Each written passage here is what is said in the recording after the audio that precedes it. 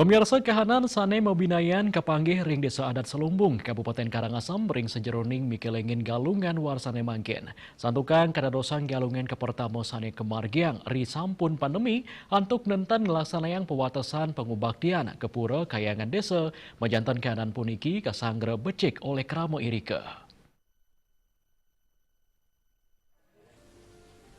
Yening sadurungyane krama mikelingin rahina galungan ring tengahing puatasan masan pandemi COVID-19 nanging kauningin mabinayan ring pakeling warsane mangkin.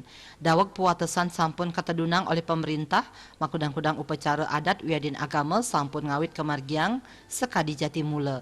Sili tunggilnyane ring desa adat Selumbung, Kecamatan Manggis, Kabupaten Karangasem. Galungan ring desa sane ngempon kutus Banjar adat puniki kedadosang galungan pinika pertama antuk nenten ngelaksanayang puatesan sekadi 6 bulan sane lintang sane wantah kaangganin oleh prajuru wiadin pemangku antuk ngelaksanayang pangubaktian ring pura kayangan desa.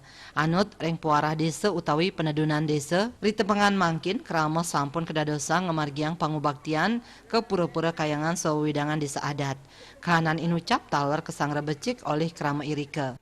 Sampun beberapa masyarakat sarang pemerintah sampun bersinergi jadi ngemargiang untuk perayaan galungannya mangkin jadi terbuka untuk umum kewanten tetap dengan melakukan protokol kesehatan.